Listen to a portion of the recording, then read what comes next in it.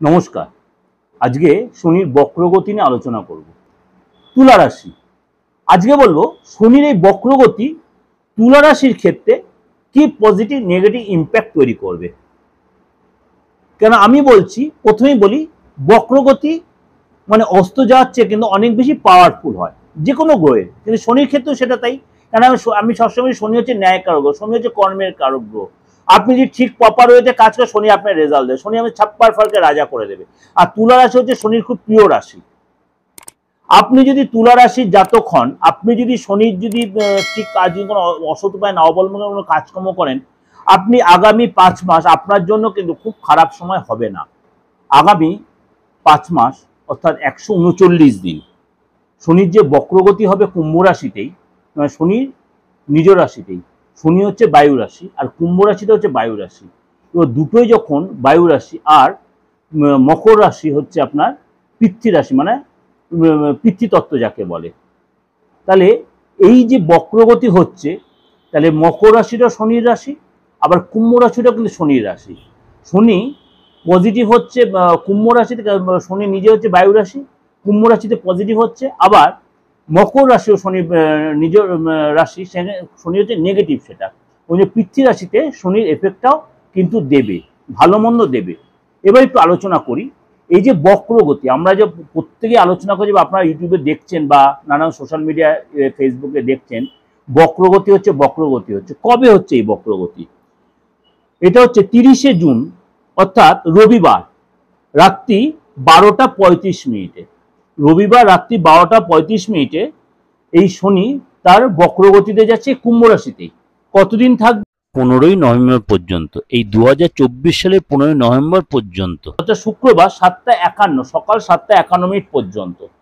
তাহলে বক্রগতির এই যে 139 দিন শনি যে বক্রগতি হলো, কারণ শনি এতদিন কুম্ভ রাশি থাকা, তো আপনি কিন্তু অনেক কিছু রেজাল্ট পেয়েছেন বা হয়তো পাননি, কেন আপনার পার্সোনাল বাচ্চা শনির সিচুয়েশনে কোথায় আছে সেটা আবার দেখার বিষয় এখানে।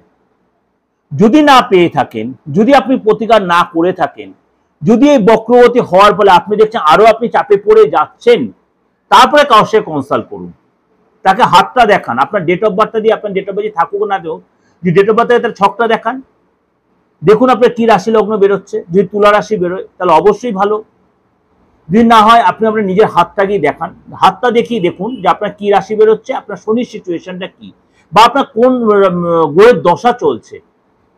শনির দশা চলছে না শনির প্রত্যন্ত দশা, না শনির প্রাণদশা চলছে, না সূক্ষ্ম দশা চলছে, বা আপনি যদি কেপি সিস্টেমেও দেখতে চান সেখানেও একবার দেখতে পারেন। যে কেন আপনারা অনেকেই সাধারণ মানুষ কেপি সিস্টেমটা বোঝেন না বলে, আমি এটা সরি টু সে খারাপভাবে নেবেন না, তার জন্য ডিসকাশন করি না, কিন্তু সেটাও কিন্তু একটা বিচার হয়।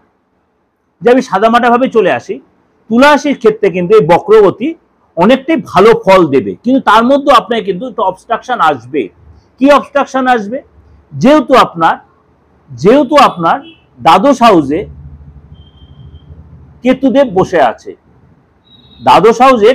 বসে আছে, সুতরাং আপনার কিন্তু মাঝে মাঝেই শরীরটা নিয়ে একটু বিগড়ে দেবে, লোয়ার পোর্শনটা একটু ডিস্টার্ব হবে, পেটের কোনো প্রবলেম হতে পারে, ইউরিনাল কোনো ডিস্টার্ব হতে পারে, কিন্তু আপনার আটকে থাকা কাজ উদ্ধার হবে।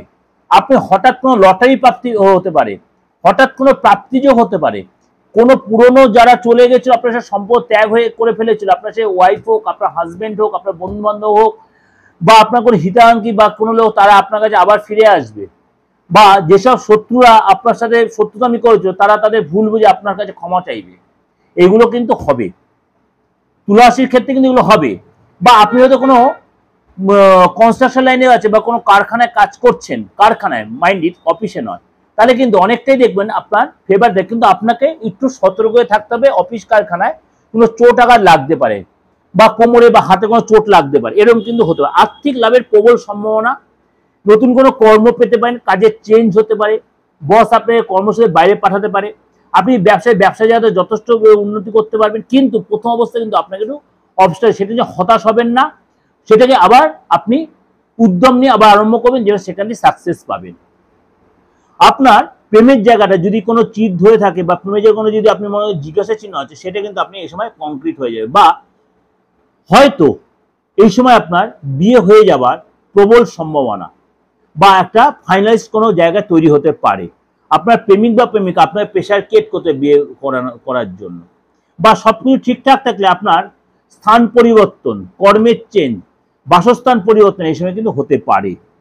এই সময় কিন্তু আপনার খাদ্য খাদ্যকে একটু কন্ট্রোল রাখতে হবে, লোকজনের সাথে কথাবার্তা বুঝে শুনে বলতে হবে, বেশি বিশ্বাস কাউকে করবেন না। অতিরিক্ত বিশ্বাস করে কাউকে মনের কথা সে আপনাকে ঠকাতে পারে, সে আপনার ব্ল্যাকমেল করতে পারে। এবং আপনার ব্লাড রিলেটেড লোকেরা বা আপনার যারা অধস্তন কর্মচারী তারা আপনার সাথে কখনো একটু চাপে রাখতে পারে আপনাকে। এগুলো কিন্তু সবই হচ্ছে ডিপেন্ড করছে আপনার বার্থ চার্টের শনির সিচুয়েশনটা। অর্থাৎ ভালোও বললাম, মন্দও বললাম। আপনারা হয়তো অনেকে না বুঝে আমাকে একটা কমেন্টস করে ফেলবেন, দয়া করে এই ভুলটা করেন না। কারণ প্রোগ্রামটা শুনবেন, প্রোগ্রাম যদি আমার প্রোগ্রাম ভালো লাগে বারবার শুনবেন, আমি কি বলতে ডিসকাশনের মতো বলছি, আমি সেই আউড়ে যাওয়ার মতো বলছি না।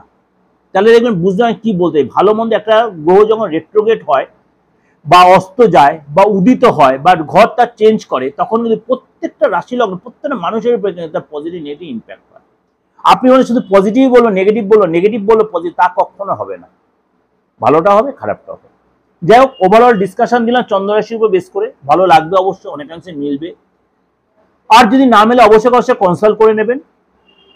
আর যদি মনে হয় ভালো লাগে তাহলে একটাই রিকোয়েস্ট, হাত জোর করে এটা সবাইকে শেয়ার করবেন, তাহলে অনেক বেশি লোকে উপকৃত হবে। চলার পথটা অনেক বেশি সুন্দর এবং মলিন হবে, মখমলের মতো হবে, এটাই বলতে চাইছি। আর আমার যে আরেকটা চ্যানেল আছে দিগদর্শন মন্ত্র, আমি তো অল্টারনেটিভ সব চ্যানেলেই প্রোগ্রাম দিই। দুটো চ্যানেল যে সাবস্ক্রাইব এবং রিবেলটা অন করে রাখেন, প্রত্যেকটা প্রোগ্রাম সবার আগে আপনার কাছে পৌঁছে যাবে। আর যোগাযোগ করতে হলে অবশ্যই বুকিং এ ফোন করে নেবেন, পুরো ডিটেল আপনি সেখান থেকে জানতে পারবেন। নমস্কার, ভালো থাকবেন।